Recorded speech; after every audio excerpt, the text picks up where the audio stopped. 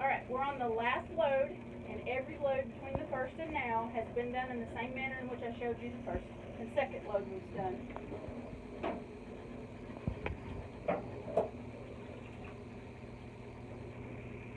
When it comes to small items like socks, handkerchiefs,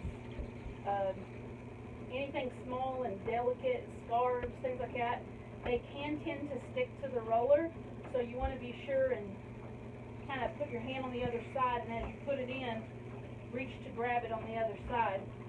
You don't have to hang on to the item all the way as it goes through like this, because once you get it started going down the right way, you just don't want it going down in this hole on the other side and getting caught and just getting tangled around the ringers.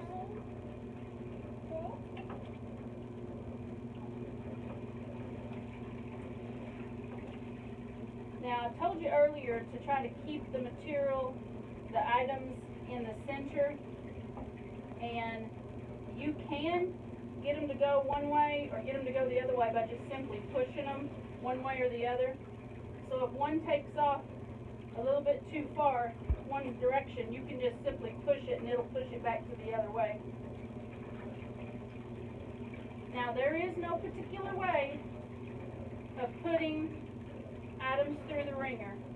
You just put them through there unless they have buttons, zippers, things like that, straps or galluses. I will try to do a special video on denim items that have a lot of metal on them, like overalls, because Hoot wears overalls. I just don't have any that need to be washed right now. So I'll just do a whole video just on that. And the overalls are done kind of special, like to keep them from getting torn up as they go through the wringer. Now, this was a load of socks, so you just have to just keep sticking your hand in there and just keep filling until you get them all out.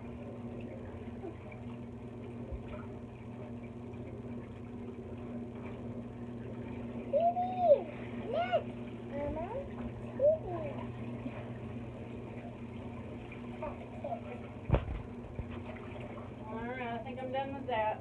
I've got one more item that I want to wash, and it's a blanket. Now, the reason why I didn't wash this blanket first is because it's so fuzzy that it's going to leave fuzzies in the water, and anything you wash after that is going to get fuzzies on it.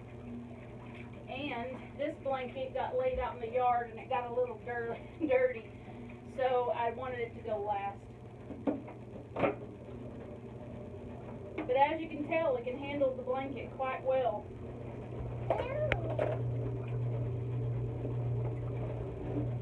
So now we're ready to rinse these.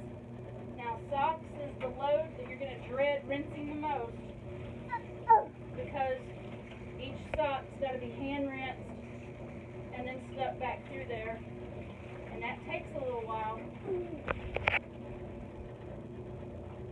Some people use Downy or liquid softeners in their rinse water. My daughter, when she washes her clothes here, she uses the Downy. I prefer not to. She likes to smell pretty. I'm okay just smelling clean. By the way, is my daughter behind the camera. She's my camera lady today.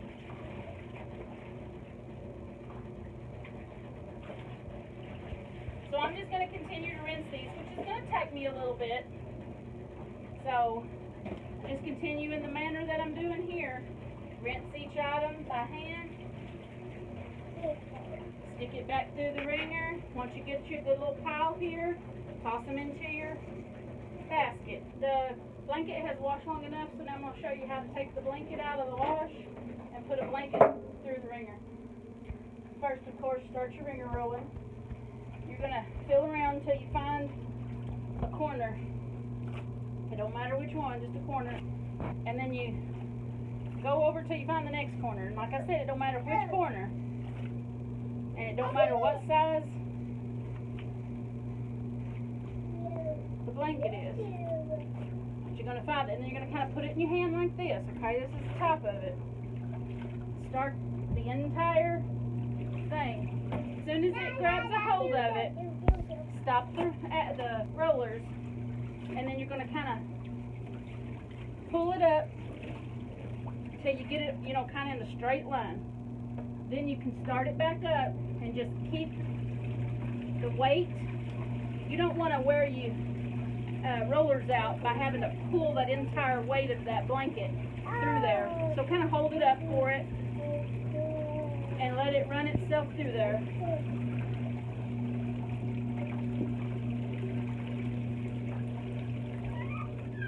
Alright. Now to rinse a big blanket or a big quilt or item like this, if my camera lady will come over here, I'll show you. You get it down in the rinse water, and then you're just going to use your hands. Now I'm doing this to kind of pull it back up. Kind of like kneading dough, and you're just going to knead it around, because obviously you can't pull the whole thing up out of the water, you'd break your back. And you're just going to knead it around until you get it rinsed. And I can kind of tell you a little secret about knowing that you've got it rinsed. Like I said earlier, the wash water is always warmer than the rinse water. And once you get it fully rinsed, you'll be able to feel the warm water go out of it and the cool water come in, and the water temperature will kind of equalize. But if you're still feeling, when you push down, you're still feeling warm water come out, then you haven't rinsed it enough.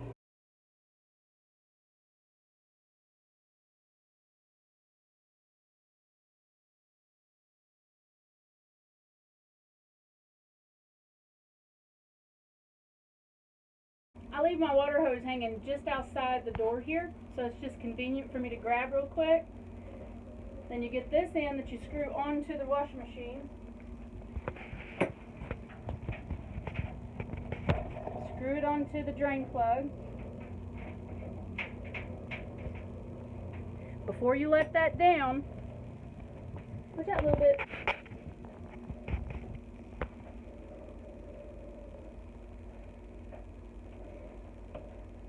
I'm just going to toss this out the door here into the backyard.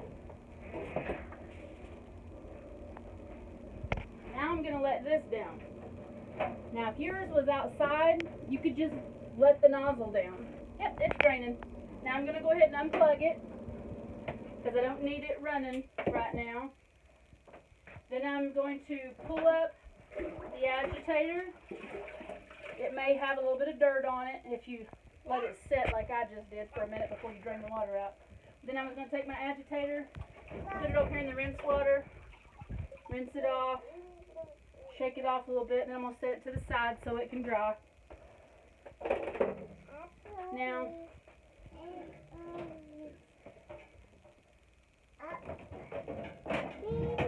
to get the water out of my tub right now, I've got two ways I could do it.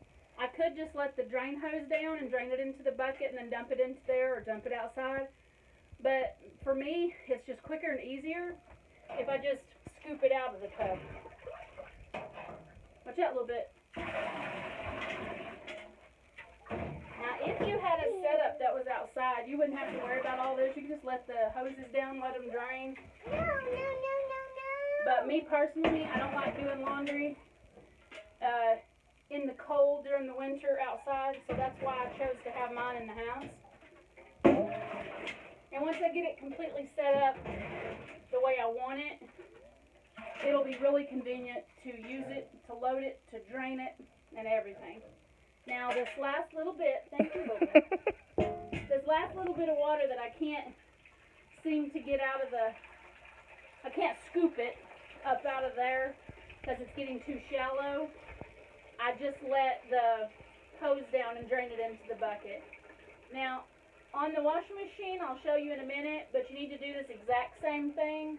If you do let it drain out like this onto the ground or whatever, make sure that once it gets down to the last little bit in the bottom and it stops draining, make sure you lift up on this back part, because it will catch some water in there. Make sure it's all drained out. And then hang your hose back up. Now I leave this nozzle open so that air can flow through there and help dry any little bit of residual water there may be in there. I'm going to dump that in there. I'm going to dry out my rinse tub. Dry off my bucket.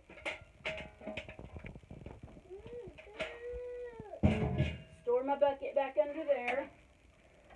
I'm going to wipe down everything. There's no need in leaving excess water on it. In case it does have a paint scratch, you just wipe the water off, keeps it from rusting.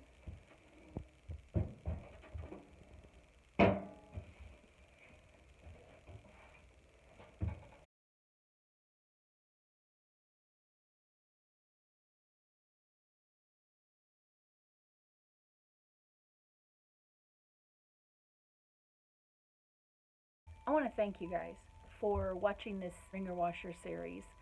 Like I said, ask questions. Ask all the questions you want to ask, and I will get back to you one way or the other.